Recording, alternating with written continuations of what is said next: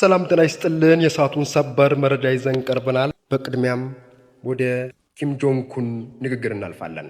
ዶናልድ ትራምፕ ዛሬ የኢራን የሚዋጋው ያች ሀገር ልትቋቋመው እንደማትችል ስላመነ ነው። የኔን ሀገር ሰሜን ኮሪያ ቻይናን ወይም ሩሲያን ለመተንኮስ የማይደፍረው ለዚህ ነው።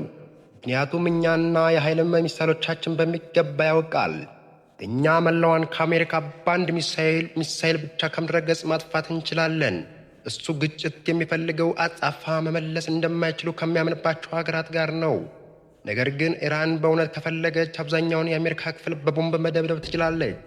ጥቃት የማታደርሰው ግን የብዙ የአሜሪካ ንጹሐን ዜጎች በሕይወት እንዳያልፉ በመፍራት ነው። ይዛቻ ኃይልን አያረጋግጥም። የአንድ ሀገር እውነተኛ ታላቅነት የሚታየው በሰላም በፍትህና ለሰው ልጅ ሕይወት በሚሰጥ ክብር ነው ሲሉ ተደምጠዋል። ኔታንያሁ የእስራኤል ጠቅላይ ሚኒስትር ቤንያሚን ኔታንያሁ መጥፋታቸውን ተከትሎ የኢራን መረጃ ምንጮች ጠቅላይ ሚኒስትሩ በኢራን ጥቃት እንደተገደሉ ሲዘግቡ የቆዩ ቢሆንም ጠቅላይ ሚኒስትሩ ከደቂቃዎች በፊት በአንድ ካፌ ውስጥ ነው ቪዲዮ ያሰራጩ ሲሆን እኔ ያለው ቡና ወዳለው ህዝቤን ወዳለው በአይ6 ጣት ያለው ቪዲዮ መሰራጨት ተከትሎ ጣቶችን መቁጠር ከፈለጋችሁ ይኸው 5 ጣት ነው ያለኝ ብለዋል። ኢራን ላይ ጥቃታችንን አጠናክረን እንቀጥላለን ሲሉም አስፍረዋል። ሆርሙዝ በከፊል ተፈቀደም።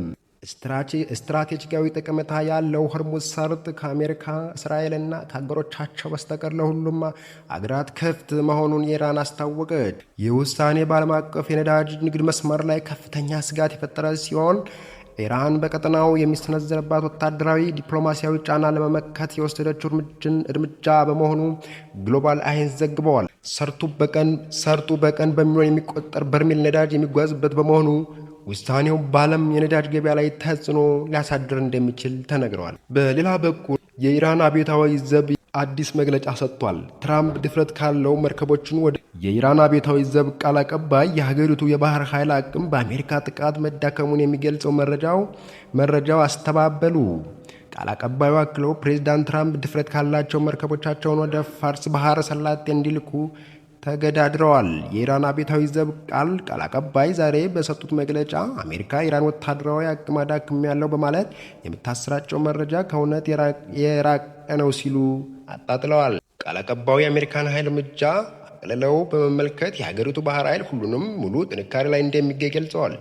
ቃል አቀባዩ በተለይ ለተመራጩ ዩናይትድ ስቴትስ ፕሬዚዳንት ዶናልድ ትራምፕ ቀጥተኛ መልእክት ያስተላለፉ ሲሆን ትራምፕ ድፍረት ካለው መርከቦችን ወደ ፋርስ ባህር ሰላጤ ይላክ፣ ያኔ እውነታውን ያየዋል በማለት ዝተዋል። ይህ የኢራን ምላሽ የመጣው ዋሽንግተን በቅርቡ በወሰደችው እርምጃ የኢራን ባህር ኃይል መከላከልና የማጥቃት አቅም ላይ ከፍተኛ ጉዳት ደርሷል የሚሉ መረጃዎች መውጣታቸውን ተከትሎ ነው። ይህን እንጂ ቴህራን ይህን መረጃ የፕሮፓጋንዳ አካል ነው ስትል ውድቅ አድርገዋለች። በሀገራቸው መካከል ያለው ወታደራዊ ውጥረት በፋርስ ባህር ሰላጤ አካባቢ እያየለ የመጣው ሲሆን የኢራን አብዮታዊ ዘብ ማንኛውም አይነት ትንኮሳ ለመመከት በጥንቃቄ መቆሙን በድጋሚ አስታውቋል። ወቅታዊና አዳዲስ መረጃዎቻችሁ ሰብስክራይብ በማድረግ ቤተሰብ መሆን ትችላላችሁ። ሰላም።